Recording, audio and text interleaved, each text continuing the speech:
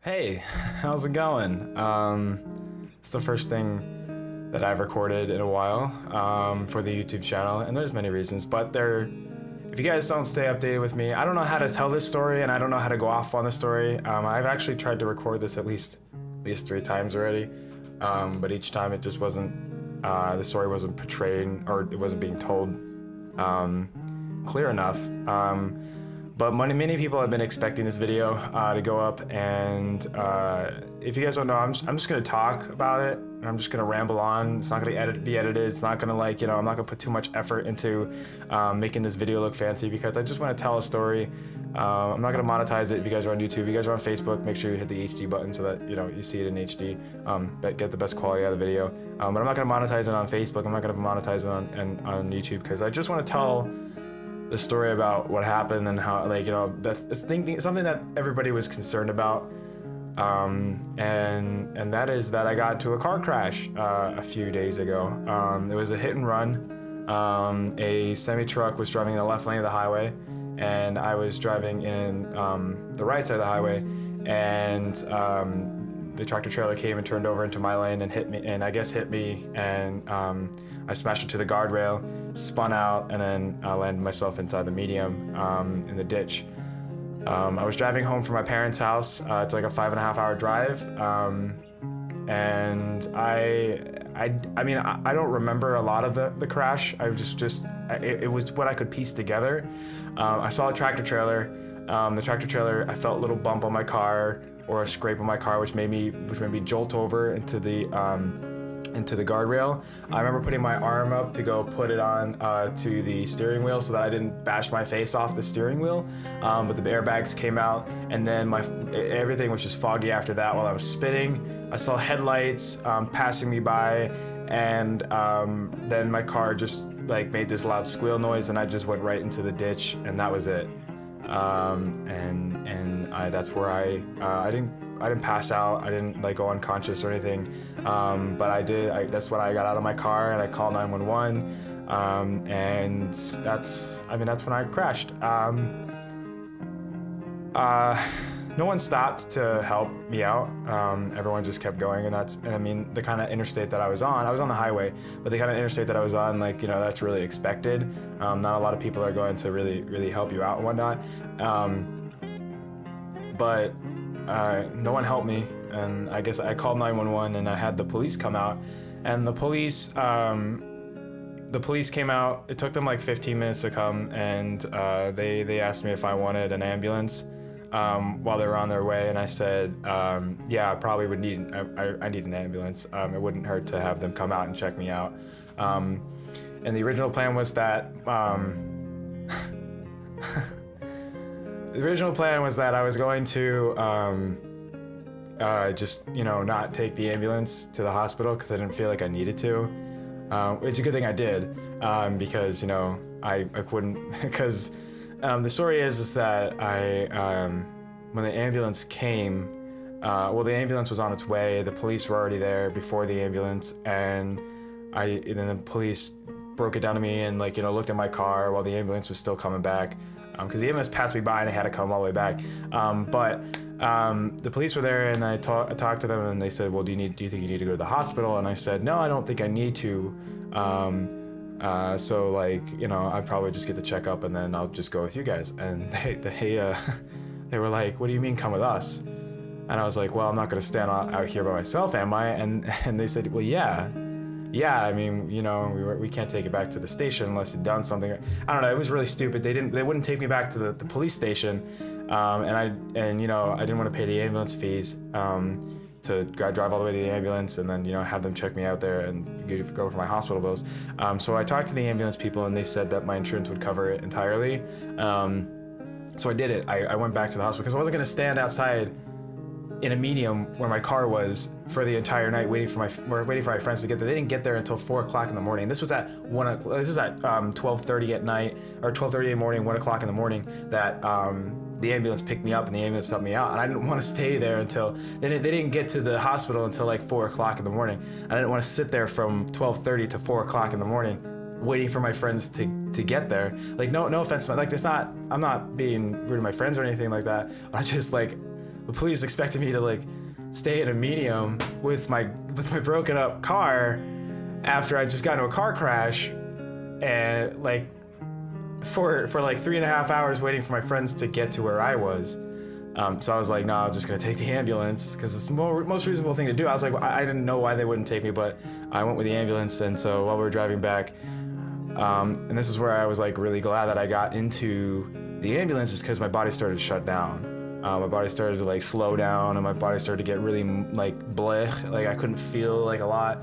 It was just really weak, and I couldn't get out of the hospital bed very well. And it was a really good thing that I went to the hospital, because if I were to wait out there, I probably would have fell asleep out there, and something probably bad would have happened. I don't know. But I took the hospital ride back. They were getting my information. They kind of got my card information, my insurance, and so. We got there, they started taking like blood tests, like I did a CAT scan on my neck and head. They did a standard x-ray on my chest to make sure I didn't break any ribs, or I didn't break my spine or anything like that. And then they did some blood, like I said, the blood tests, and then they did some like muscle tests where they had me like grab their finger and squeeze their finger with each finger as much as possible, and then they had me grab their finger in my hand, and they had me push with my legs and whatnot to make sure that my muscles were working okay. So after that, like that was done, I stayed in the hospital until like 4 to 5 o'clock is when my friends got there.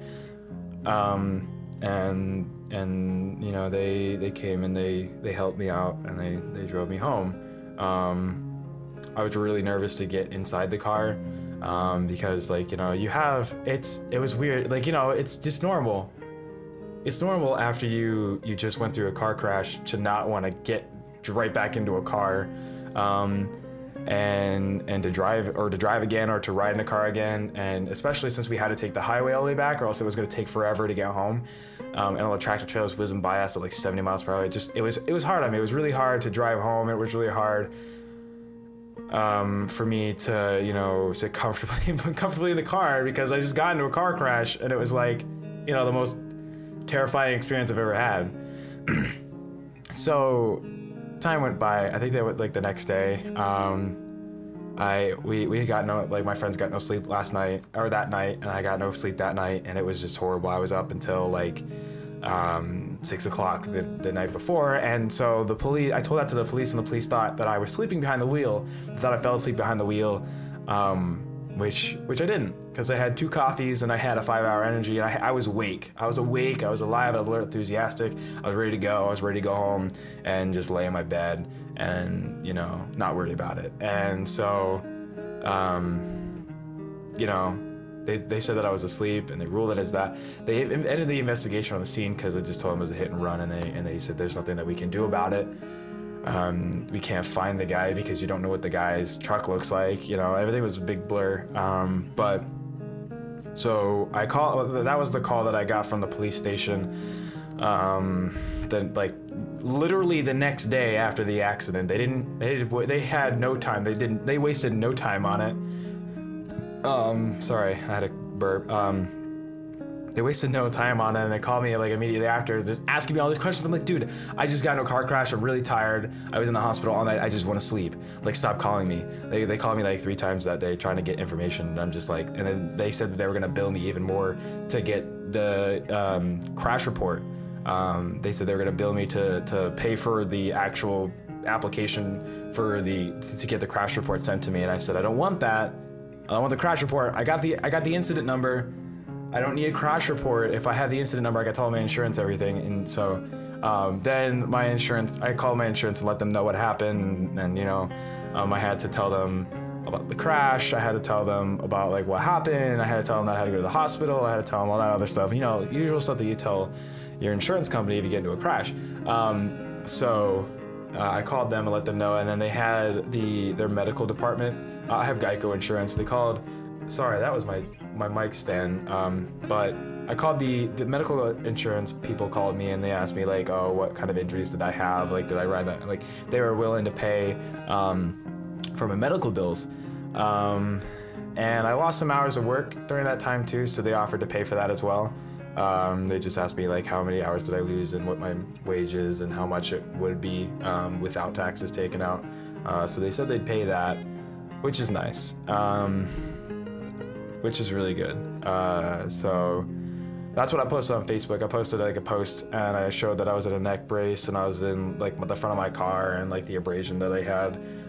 But I had a lot of people messaging me, thanking God that I was alive and that I didn't die during the car crash, which didn't seem so surreal to me during the time that I was like getting a lot of support and a lot of kind words thrown to me.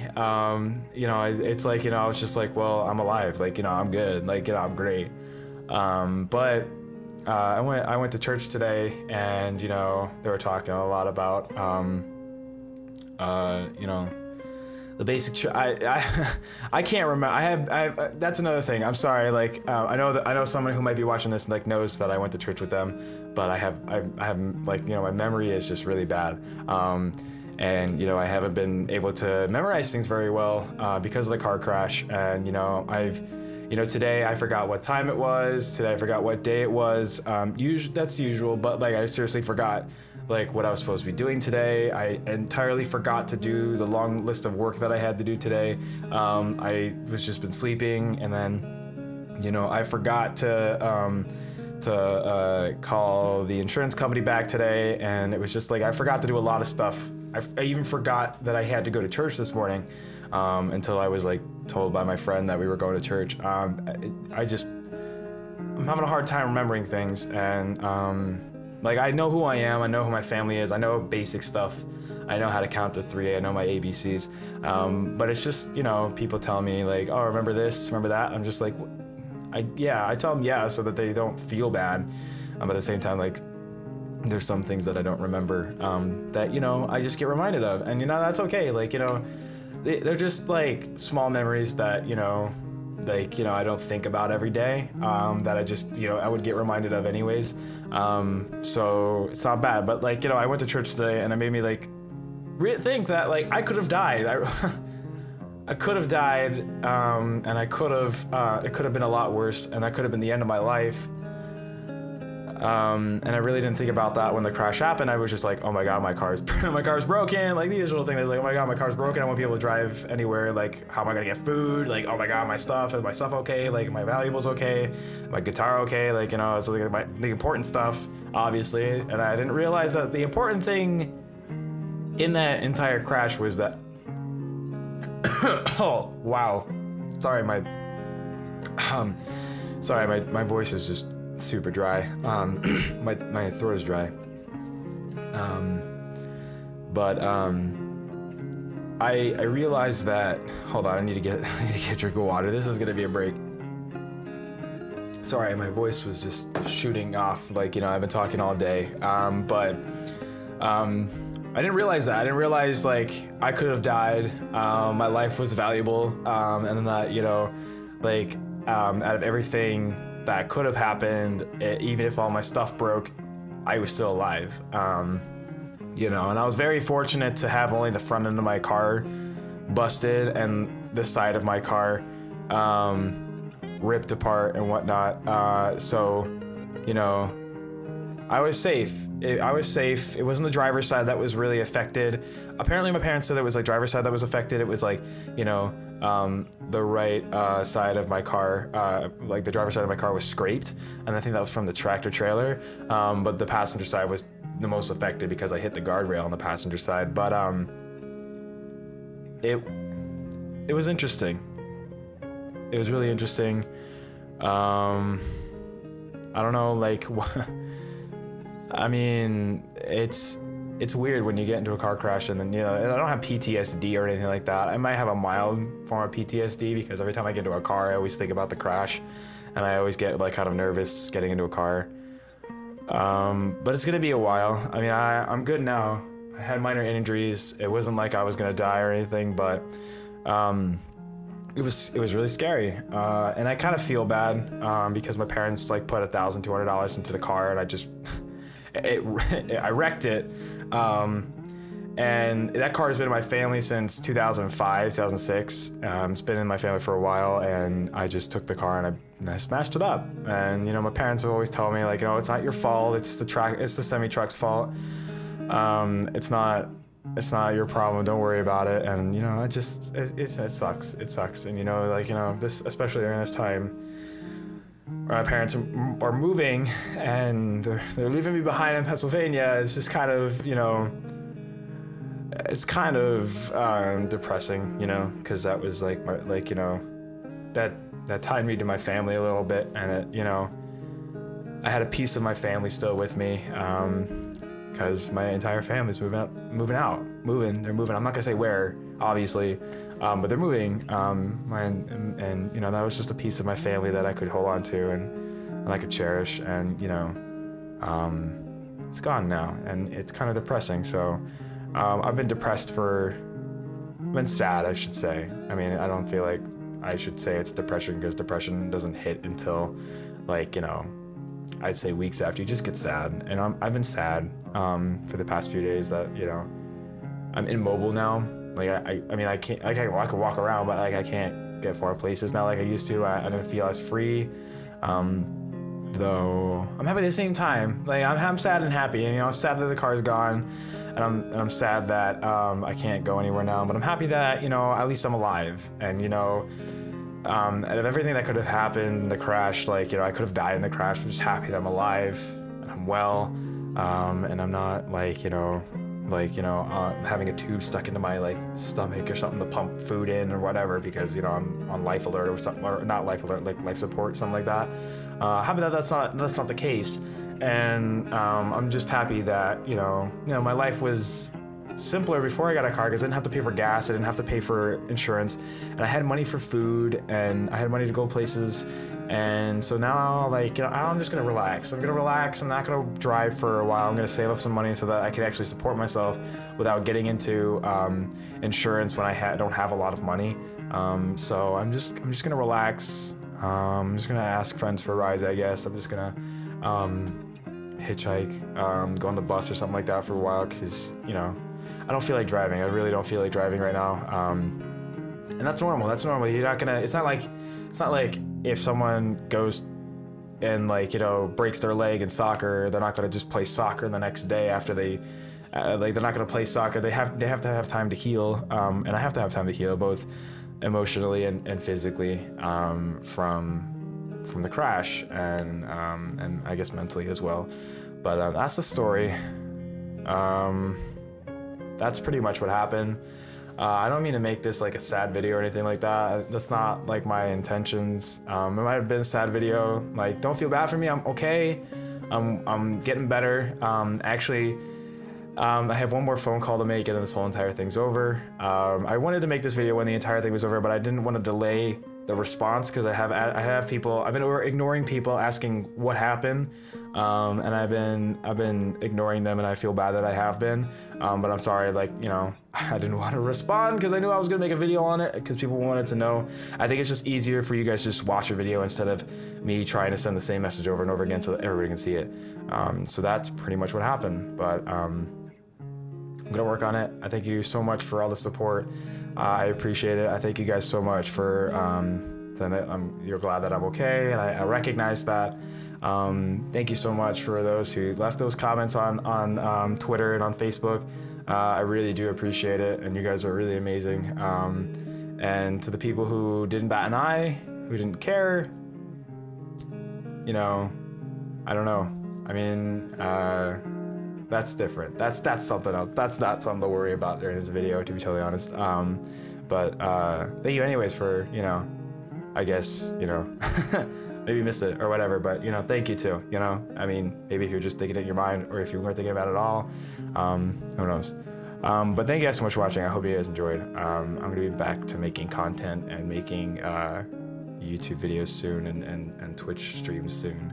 I lost my SD card in the crash, so I don't have an SD card for my camera. That's why I'm using my webcam right now. It doesn't look so good. The quality of the video is not gonna be as bang up job as my camera does. So just live with it. But thank you guys so much for watching. Hope you guys enjoyed, and I'll see you guys in the next video. Goodbye.